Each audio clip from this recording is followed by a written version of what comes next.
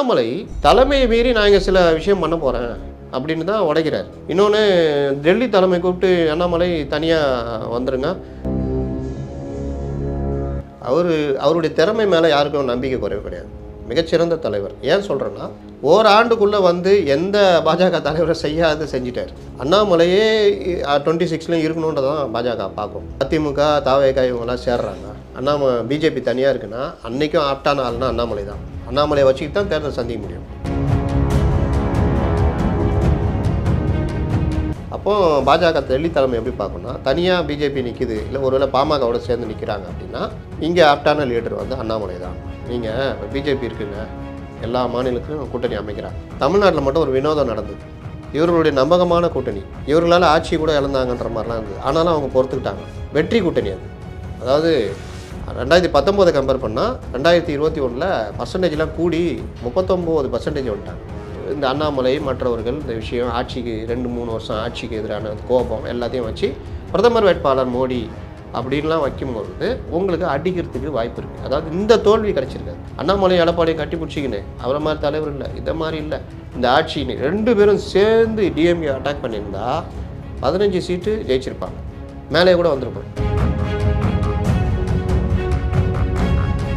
ஆனால் அண்ணாமலை தொடர்ச்சியாக அவர்களுடைய அரசியல் நாலேஜுக்கு இதுக்கு என்ன யோசிச்சிருக்கணும், டிஎம்கே கூட்டணி வலுவாக இருக்குது, நம்ம இங்கே வலுவான கூட்டணி வைக்கணும், தேமுதிக, பாமக, அதிமுக, பாஜக. அப்போ இது தெரிந்தே அண்ணாமலை உடைச்சா இருக்குன்னா யாருக்கு லாபம்?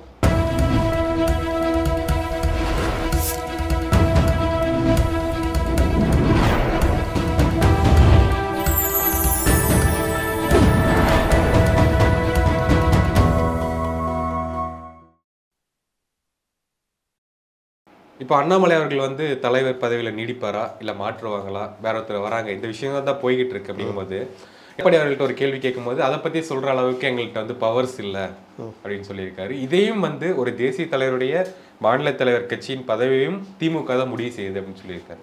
அது எங்கே லிங்க் பண்ணுறாங்க? அது எப்படின்னா, நீங்கள் காங்கிரஸ் கட்சியில் இப்போ செல்வ பெருந்தகை நான் சொன்னேன்ல, இப்போ தானாக அறிவிச்சார வச்சுங்க. செல்வ பெருந்தகை டெல்லி சிக்னல் கொடுக்காம நம்ம அந்த சைடில் கேட்கும் பொழுது, ஏங்க அப்படி நாங்கள் அறிவிக்க முடியுமா, எங்களுக்கு நீங்கள் சொல்லுங்கள், லைட்டாக போட்டு விடுங்கன்னு சொன்னால் தானே நாங்கள் சொல்ல முடியும். என்னன்னா என்ன பண்ணுவாங்க, அங்கே பேசுவாங்க. பேசுனா இவர் எங்களுக்கு ஆப்டான லீடர் இல்லை, மாற்றுங்கன்னு அழுத்தம் இருக்குது. ரொம்ப சிம்பிள். அதை வரைச்சிடும். என்ன சொன்னார் அவர்? என்னங்க சொன்னார்? நீங்கள் உங்களால் நாங்கள் ஒத்துக்கிறோம், எங்களாலேயும் நீங்கள் எங்கள் தலைவருக்கு துணை முதல்வருக்கான தகுதி இல்லையா, இது வந்து திமுக ஊழல் முறைகேடு, அதில் முறைகேடு, அந்த அமைச்சர் இப்படி பண்ணுறாரு, அப்படியே தான் பேசினாரா? அவருடைய கட்சியுடைய உரிமையே பேசினார். அதற்கே அவர்கள் கட்சியிலே குதிச்சாங்க. ஏன்னா அந்தளவுக்கு அவங்கள தயார் பண்ணி வச்சுருக்காங்க. அதை மீறி மறுபடியும் ஆதவ அர்ஜுன் அதற்கு எதிர்கருத்துக்கள் சொன்னார், சில பேட்டிகள் கொடுத்தாரு. அப்போ அவர் சில இந்த டேட்டாஸ் கொடுக்குறாரு. இந்த தேர்தலில் இத்தனை பர்சன்டேஜ் இருந்தது, எந்த தேர்தலையும் இனி யாரும் கூட்டணி இல்லாமல் வர முடியாது, இதை தானே பேசினார். அதற்கு பிறகு அவர் அம்பேத்கர் நூலை வெளியிடுறதுக்கு விஜய் மூலிமா ஏற்பாடு பண்ணுறாரு.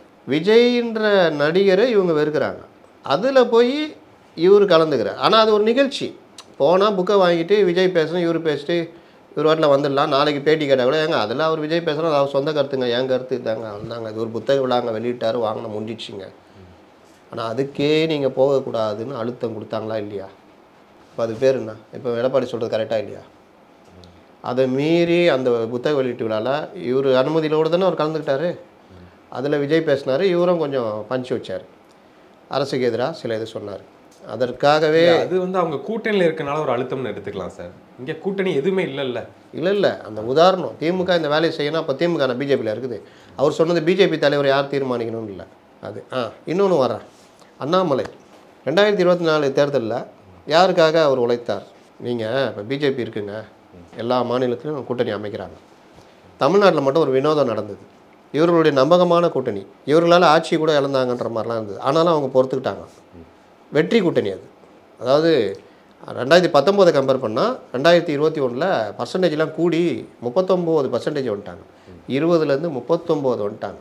இவங்க 50 சில்லறையிலேருந்து 44க்கு வந்துட்டாங்க. 6% குறைஞ்சி போச்சு. இவங்க 39 வந்துட்டாங்க. அப்போ இவங்க 2 பேருக்கும் 5% வித்தியாசம். ஒன்றுமே இல்லாமல் போவாங்கன்னு பார்த்தா 71 சீட்டு ஜெயிக்கிறாங்க. 75. அதில் பாஜக 4 ஜெயிக்குது, மற்ற கட்சிகளும் ஜெயிக்கிறாங்க. இவங்க தனியாக ஒரு 66 சீட்டு ஜெயிக்கிறாங்க.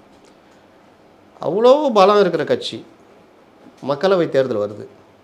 எங்கே தேர்தலில் எப்போவுமே என்னென்னா ஆன்டி மோடி இது இங்கே இருக்குது. அதை திமுக கூட்டணி வச்சு பண்ணுறாங்க. ஆனாலும் ஒரு இந்த அண்ணாமலை மற்றவர்கள் இந்த விஷயம் ஆட்சிக்கு 2-3 வருஷம் ஆட்சிக்கு எதிரான கோபம் எல்லாத்தையும் வச்சு பிரதமர் வேட்பாளர் மோடி அப்படின்லாம் வைக்கும்பொழுது உங்களுக்கு அடிக்கிறதுக்கு வாய்ப்பு இருக்குது. அதாவது இந்த தோல்வி கிடச்சிருக்காது. 10 சீட்டு 12 சீட்டு ஜெயிச்சிருக்காங்க. இவ்வளோ சண்டைக்கு நடுவுலையே இந்த ஓட்டை கூட்டினா 12 சீட்டு ஜெயிச்சிருக்காங்க. அப்போ எது சண்டையுமே இல்லாமல் அண்ணாமலையும் எடப்பாடியும் கட்டி பிடிச்சிக்கின்னு அவரை மாதிரி தலைவர் இல்லை, இதை மாதிரி இல்லை, இந்த ஆட்சின்னு 2 பேரும் சேர்ந்து டிஎம்கே அட்டாக் பண்ணியிருந்தா 15 சீட்டு ஜெயிச்சிருப்பாங்க, மேலே கூட வந்திருக்கும். அப்போ 15 சீட்டு லாஸ் என்டிஏக்கு. இன்றைக்கி சந்திரபாபு நாயுடு நிதிஷ்குமார் குழப்பத்தில் இருக்கார். அவர் எப்போ எப்படி இப்போ முடிவு எடுப்பார்னு தெரியாது. அப்போது அந்த பயத்தில் இன்றைக்கி திமுக கிட்ட நெருங்கிக்கிட்டு இருக்காங்க. புரியுதா? இது ஒரு பாட்டு வச்சிங்களேன். ஆனால் அண்ணாமலை தலைமையை மீறி நான் இங்கே சில விஷயம் பண்ண போகிறேன் அப்படின்னு தான் உடைக்கிறாரு. அண்ணாமலை தானே உடைக்கிறாரு, ஏடிஎம்கே உடைக்கல. இன்னொன்று டெல்லி தலைமை கூப்பிட்டு அண்ணாமலை தனியாக வந்துடுங்க, நீங்கள் பார்த்துக்குங்க அப்படின்னு சொல்லலை. இவர் பண்ணுற முயற்சிக்கு அவங்க சரி நமக்கு 400 சீட்டு வந்துட போகுது, ஏதோ முயற்சி எடுக்கிறார் பார்க்கட்டோன்னு. ஆனால் அண்ணாமலை தொடர்ச்சியாக அவருடைய அரசியல் நாலேஜுக்கு இதுக்கு என்ன யோசிச்சிருக்கணும், டிஎம்கே கூட்டணி வலுவாக இருக்குது, நம்ம இங்கே வலுவான கூட்டணி வைக்கணும். தேமுதிக, பாமக, அதிமுக, பாஜக எல்லாம் சேர்ந்து அப்புறம் இவர் நம்ம கிருஷ்ணசாமி இந்த எல்லாம் இருந்தாங்கன்னா நம்ம வலுவான கூட்டணி அடிக்கலாம், டஃப் கொடுக்கலாம், பர்சன்டேஜ் தானே கணக்கு உங்களுக்கு பண்ணலாம். இதில் தர்மபுரிலாம் ஈஸியாக ஜெயிச்சிருப்பாங்க. அப்போது இது தெரிந்தே அண்ணாமலை உடைச்சாருன்னா யாருக்கு லாபம்? திமுகவுக்கு தானே லாபமாக போச்சு. 10% அடித்தாங்களா இல்லையா? இன்னும் அவங்களுக்கு இன்னும் ஒரு மோசமான நிகழ்வாக போச்சா இல்லையா? நீங்கள் கூட இருக்கணும் அடித்து ஜெயிச்சுட்டு வெற்றின்னு என்ன அர்த்தம்? பாக்ஸிங் போகிறீங்க, அடி சண்டை போடும்போது உங்கள் கூட அந்த உக்காந்து இதெல்லாம் தடவானே அவனை போய் ஒரு பஞ்சு விட்டு வெற்றின்னா நீ அடிக்க வேண்டிய ஆள் அவர் இல்லை, டிஎம்கே கூட்டணி இல்லை, நீங்கள் மிஸ் பண்ணிட்டீங்கல்ல.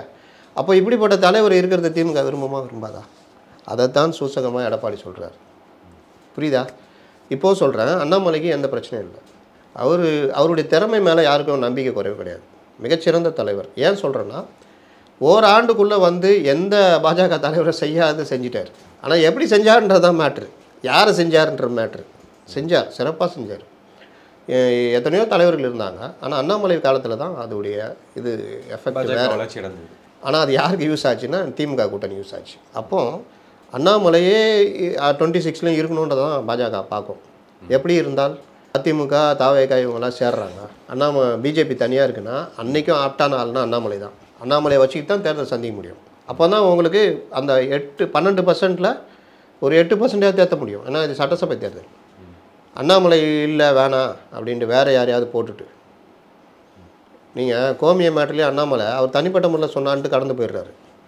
ஆனால் தமிழிசை வந்து ஏன் கோமிய அமிர்த பானம் அப்படின்னு அதுக்குள்ளே போகிறாங்க. இத்தனையும் அவங்க மருத்துவர், அறிவியல் படித்தவர்.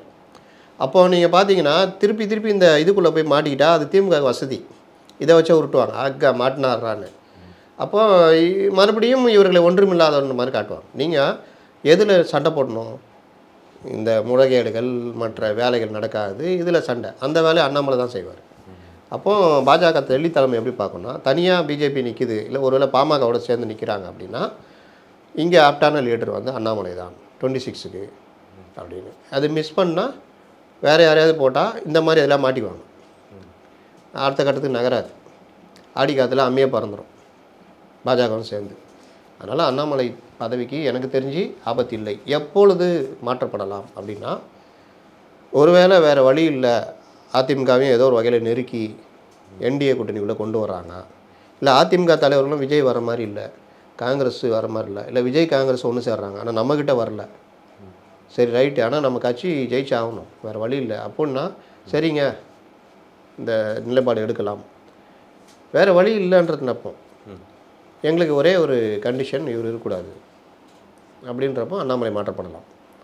அதனால் இன்னொன்று அவர் என்ன சொல்கிறார், இதெல்லாம் நான் எப்படிங்க இதெல்லாம் போய் சொல்லிகிட்டு இருக்க முடியுன்றார். அதனால் அந்த பேட்டி ஒரு கரெக்டான பேட்டியாக தான் நான் பார்க்குறேன். அதனால் அண்ணாமலைக்கு எந்த சிக்கலும் இல்லை என்பது தான் இது வரைக்கும் எனக்கு கிடைச்சிருக்க தகவல். இப்போது விஜய் அவர்கள் வந்து தாவேகா அதிமுகவுடன் கூட்டணி இந்த மாதிரி விஷயம் தான் ஒரு பெரிய லார்ஜாக போயிட்டு இருந்தது. இந்த கூட்டணியை வச்சுருவாங்க, அதிமுக பற்றி எந்த வார்த்தையுமே பேச மாட்டாரு அப்படின்னு வந்துச்சு. அவரே வந்து ஒரு அறிக்கையும் விட்டுருந்தாங்க அவங்க கட்சியின் சார்பாக, கூட்டணி வந்து இப்போதைக்கு கிடையாது, 26ல் கிடையாது அப்படின்னு சொல்லியிருந்தாங்க. இப்போ வந்து காங்கிரஸுடன் கூட்டணி அப்படிங்கிற விஷயம் வந்து பரவலாக போகுது. தமிழக காங்கிரஸோட கட்சி தலைவர் செல்வ பிறந்தகையும் சொல்லியிருந்தாரு. கட்சிக்கு கூட்டணிக்கு வந்தாலும் வரலாம் அப்படிங்கிற மாதிரி ஒரு இன்டெரக்டாக ஒரு இன்ஃபர்மேஷன் சொன்னார். ஸோ இந்த கூட்டணி அமைறதுக்கான வாய்ப்புகள் இருக்குமா? ஒரு ஒரு போருக்கு போகிறீங்கன்னா படை வீரர்கள், படை தளபதிகள், 2ஆம் கட்ட 3ஆம் கட்ட தளபதிகள், மெயின் தளபதி, இந்த அமைப்பு இருக்கணும்ல. அப்போ தான் போர் செய்ய முடியும். அந்த செட்டப் இருக்கா அப்படின்னு பார்த்தா இல்லை. அப்போ இல்லைன்னா இன்றைக்கி இருக்கிற சூழ்நிலை இதோ வந்துடுச்சு, 2026 வந்துடும். ஜனவரி முடிய போகுதுல்ல, 24 24 25 பிறந்து ஒரு மாதம் ஓடி போகும். அப்போது இது டக்கு டக்கு டக்குன்னு ஓடிடும். அப்போது அதுக்கான செட்டப்பு இன்றைக்கும் இல்லை. மாவட்ட செயலாளர் நியமனத்திலே 2 தொகுதிக்கு ஒரு மாவட்ட செயலாளர்னு முடிவு பண்ணி போடுறதுக்கான வேலைகள் போய்கிட்டு இருக்குது. இதில் 234 தொகுதினா 117 மாவட்ட செயலாளர் வருவாங்க. பல 2 மாவட்டத்துக்கு ஒரு 2 தொகுதிக்கு 234 சட்டமன்ற தொகுதியில் 2 தொகுதிக்கு ஒரு செயலாளர். இப்போ சென்னை 16 தொகுதி, 8 மாவட்ட செயலாளர். சென்னை தெற்கு, சென்னை தென்கிழக்கு, சென்னை வடமேற்கு, அந்த மாதிரி ஒரு 8. இப்போ திமுக அப்படி தான் இருக்குது, ஏடிஎம்கள் அப்படி இருக்குது. அந்த மாதிரி அதுக்கே சென்னையில் ஓரளவுக்கு ஒரு 4 5 8 மாவட்ட செயலாளர் கிட்டத்தட்ட முடிவாயிடுச்சு. 16னா 2னா 8, 5 முடிவாயிடுச்சு. 3க்கு ஆள் இல்லை. அதுக்கு இன்னொரு மாவட்ட செயலாளருக்கு பொறுப்பு கொடுத்து அவரை தேட சொல்லியிருக்காங்க. இது ரசிகர்கள் கோச்சிக்கூடாது, இது நிலைமை, கலை யதார்த்தத்தை சொல்கிறேன். இந்த மாதிரிலாம் வருது. பொறுப்பேற்கிறதுக்கு ஆள் இல்லை. பல இடங்களில் அணிகள், வழக்கறிஞர் அணி, மருத்துவர் அணிக்கு, இந்த மாதிரி இது கூட ஆள் இல்லைன்னா அப்படின்னா ஆள் இல்லைல்ல. புஷி ஆனந்த், ஜான் ஆரோக்கியசாமியை திருப்திப்படுத்தக்கூடிய அளவுக்கு ஆள் இல்லை. புரியுதா? அப்போ திறமையானவர்கள் இல்லைன்னா இருக்கிறாங்க, அவர்களுக்கு இடமில்லை. அப்போ எந்த மாதிரியான ஆள்? தலை காஞ்சி இருக்குது அவங்களுக்கு. தலை வந்து ஈரமாக இருந்து நல்லா எண்ணெய் போட்ட தலையாக இருந்தால் அவங்களுக்கு உண்டு. மற்ற முதலாளித்துவ கட்சிகள் மாதிரி அவங்களும் அந்த பாதையில் போகிறாங்க. அண்ணா நீ மாவட்டம் வேணுமா? அப்படியா, சரி பார்த்துரு, எல்லாம் முடிச்சிடலாம். அப்படி தான் ஐயா. நான் தலைவரை வந்து நான் ஒரு படத்துலேருந்து ரசிக்கிறேன் ஐயா. இந்த கொத்து புரோட்டா பாடினார் அப்பத்துலேருந்து ரசிக்கிறேன். மாவட்டத்தில் மன்றத்தில் நான் நிர்வாகி, அவ்வளோ பண்ணியிருக்கேன், கை காசெல்லாம் செலவு பண்ணியிருக்கேன். அதுக்கு அவ்வளோதான். அப்போது இன்னொன்று, தகுதி வாய்ந்தவர்கள்னு சொல்கிறேன்ல, இவர் வந்தால் இந்த மாவட்டத்தில் ரசிகர்கள், அவர் வந்து கிட்டத்தட்ட ஆர்கனைஸ் பண்ணி ஒர்க் பண்ணக்கூடியவர், அப்படியே கட்சியாகவும் அவர் தயாராவார், ஒரு நாலேஜ் உள்ளவர், அந்த மாதிரி கூட ஆள் இல்லை. ஸ்போக்ஸ் பர்சன்கள் அவங்களுக்கான நான் வந்து ஸ்போக்ஸ் பர்சனாக வந்துட்டேன். தொலைக்காட்சி போனால் என்ன ஒரு 2000 3000 கொடுப்பாங்க. ஒரு மாதத்துக்கு ஒரு 4 இதுனா ஒரு 10,000 கிடைக்கும். அதை வச்சுக்கலாம் நான் ஒன்றும் பண்ண முடியாது. போகிற கேபுக்கே ஆகிடும். என் வாழ்க்கை தளத்து கட்சி வந்து எனக்கு கொடுக்கும். இப்போ திமுகலாம் பார்த்தா தலைமை கழக பேச்சாளர் அப்படின்னா மாதம் அமௌண்ட் ஒன்று போகும். அப்புறம் கூட்டங்கள் பேசுறது மற்றவங்களுக்கும் கொடுப்பாங்க. காங்கிரஸ்லாம் பார்த்தீங்கன்னா எல்லா நிர்வாகிகளுமே ஓரளவுக்கு ஒரு இது மாதிரி போகும் அறக்கட்டளையிலேருந்து. அப்போ இங்கே பார்த்தா இது வரைக்கும் ஒன்றும் இல்லை. பலர் வந்து கைகாசை போட்டு செலவு பண்ணிக்கிட்டு விஜய் மேலே உள்ள அபிமானத்தில் பேசிக்கிட்டு இருக்கிறாங்க. எவ்வளோ நாளைக்கு எவ்வளோ நாளைக்கு பெட்ரோல் இருக்கும், எவ்வளோ நாளைக்கு வண்டி ஓடும். அப்போ அவங்களுக்கு வேண்டிய பெட்ரோலை போடணும். அது கட்சி தான் அவங்கள பார்த்துக்கணும். நீங்கள் அவங்கள பாதுகாத்தா கட்சி அவங்க பாதுகாப்பாங்க. இப்போ அவங்களுக்கு அந்த வருத்தம் இருக்குது. இப்போ இந்த பிரச்சனையில் எதிர்கட்சியோ மற்றவர்களோ அவர்களை வாங்க, உங்களுக்கு நாங்கள் பெட்ரோல் போடுறோம், உங்கள் அறிவை ஏன் இந்த மாதிரி பண்ணுறீங்கன்னா அவங்களுக்கு இங்கே இருக்கணும்னு அவசியம் இல்லை.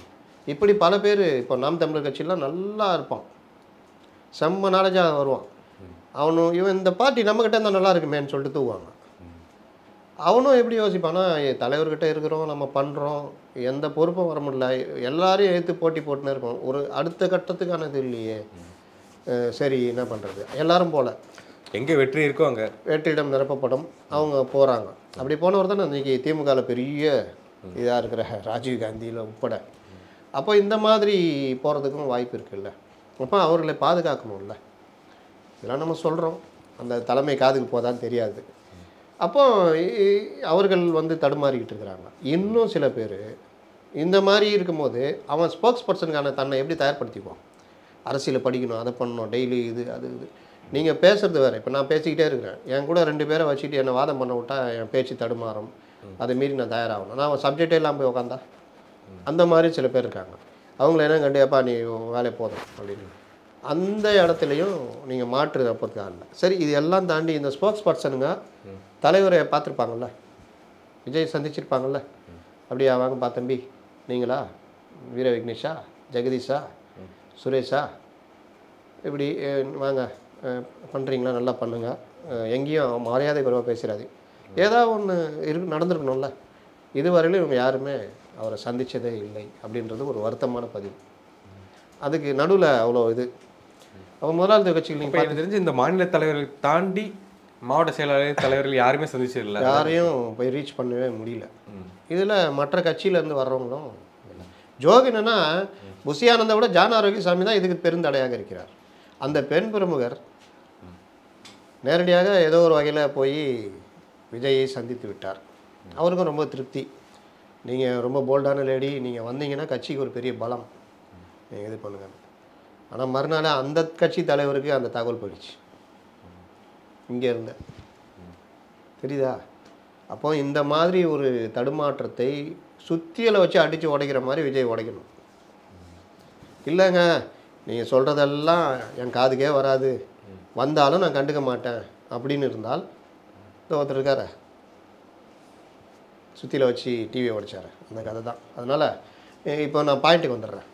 என்னென்னா, நீங்கள் காங்கிரஸு பேசியிருக்காங்க,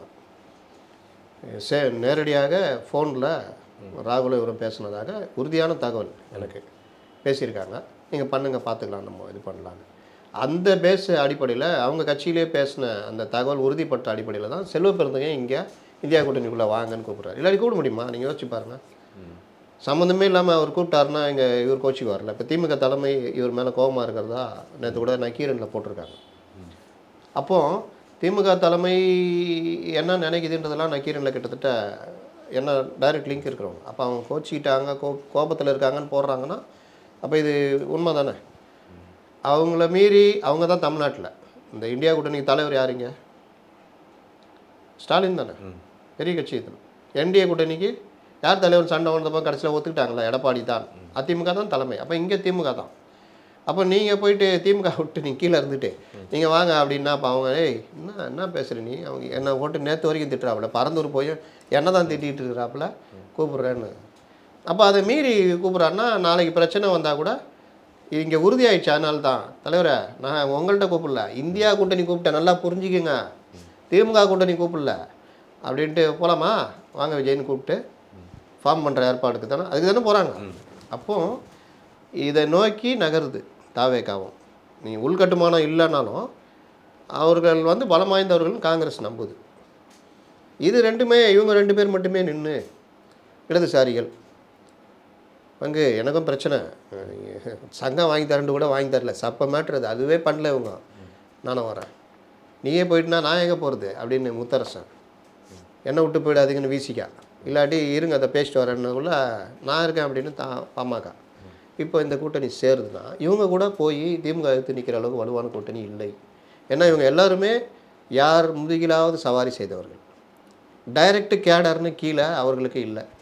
ஒன்று திமுகவோட சார்ந்திருந்தால் திமுககாரங்க பார்த்துக்குவாங்க, ஒரு தொகுதி ஒதுக்குறாங்கன்னா அவங்க எல்லாம் பார்த்துக்குவாங்க, தொண்டர்கள் வருவாங்க, அந்த இதெல்லாம் பார்த்துக்குவாங்க, எல்லாம் நடக்கும், அது பலம். அதிமுகவோட போனால் அதிமுக அதே வேலையை செய்யும். ஒரு தொகுதியில் ஒருத்தர் நிற்கிறாரு, ஒரு கட்சியில், இந்த கூட்டணி கட்சியில் ஏதோ ஒரு கட்சி நிற்கிறாரு, அவங்களுக்கு செலவு பண்ண முடியுமா? இப்போ கம்யூனிஸ்ட் கட்சியில் பண்ண முடியுமா? 10 கோடி மேட்டர் வந்ததில்ல, ஆக்சுவலாக இவங்க கை நீட்டிலாம் வாங்கலை, 2 எம்பிக்கு செலவு பண்ணுறதுக்கு கொடுத்தது, அது கூட அந்த மாவட்ட செயலாளர் மூலிமா போய் செலவாச்சு. ஆனால் எங்கள் பேர் எப்படி வந்துச்சு, இந்த கட்சி தலைவர்கள் வாங்கிட்டாங்க அப்படின்னு. ஆக்சுவலாக அது இல்லை, இந்த கட்சிகள் வந்து அந்த கட்சிக்கு செலவு பண்ணுவாங்க, ஏன்னா அவங்களுக்கு ஜெயிக்கணும், கூட்டணி ஜெயிக்கணும். அப்போ இவங்கள்ட்ட அந்த இது இருக்காது. அப்போ இவங்க என்ன பண்ணுவாங்க, இவங்க தேர்தல் நிதியிலேருந்து அவங்களுக்கு கொடுப்பாங்க. அது கூட என்ன பண்ணுவாங்கன்னா அவங்க மாவட்ட செயலாளர் கூட கொடுப்பாங்க, கொடுத்து கீழே அந்த தேர்தல் செலவுக்கு மற்றெல்லாம் போகும். அந்த மாதிரி போகிறத கொடுத்த செலவு கணக்கு இருக்குல்ல, அதை தான் திமுக சிபிஎம்முக்கு 5 கோடி 10 கோடி, சிபிஐக்கு 15 கோடி அப்படின்னு கணக்காக கொடுத்தாங்க. அது வெளியில் வந்தோன்னா இவங்க தலைவர்கள் வாங்கிட்டாங்கன்னு வந்துடுச்சு. இப்போ புரியுதா நான் சொல்கிறது? சேம் இந்த மாதிரி பேட்டர்ன் தான் இவங்க. அப்போ இந்த மாதிரி வந்தவங்களாம் ஒன்று சேர்ந்து நிற்கிறாங்கன்னா மக்கள் நல கூட்டணி மாதிரி தான் ஆகும். யார் செலவு பண்ணுறது, யார் தொண்டர்களை கூட்டு வர்றது? விஜய் எல்லாம் கூட்டு வருவார், அவர் செலவு பண்ணுறது யார் இருக்கா? அப்போ இவர்களும் இந்த பார்ட்டு சேர்ந்த பார்ட்டு அப்படியே ஷிஃப்ட் ஆகி ஏடிஎம்கே கூட அப்படின்னா மிகப்பெரிய கூட்டணி. ஏன்னா அவங்க 234 தொகுதியிலும் பாகம் மாதிரி அவங்க ஆள் வச்சுருக்காங்க. அப்போ இந்த அணி யாருன்னா இங்கே தட்டு தராசில் எல்லாமே காலி. திமுக மட்டும் இருக்கும் 26%. அங்கே 40% மேலே போயிடும். அப்போ இந்த மாற்றம் வரும். இதை நோக்கி நகர்வதற்கான முதல் புள்ளி தான் செல்வ பெருந்தகை பேசினதான் நான் பார்க்குறேன். இனி அடுத்தடுத்து இப்போ சொன்ன புஷி ஆனந்த் சொன்னார்ல அதிமுகவோட கூட்டணி யாருன்னு, அதே புஷி ஆனந்த் ஒரு காலத்தில் சந்திக்கிற சூழ்நிலையும் வர்றதுக்கான வாய்ப்புகள் இருக்குது, இல்லாமலும் போகலாம். ஆனால் என்ன கேட்டால் இது இப்படி போச்சுன்னா அங்கே தான் போகும் அப்படின்றது தான் என்னுடைய கணிப்பு. ஓகே சார், தொடர்ந்து பேசுவோம். நேர்காணல் மிக்க நன்றி. வணக்கம்.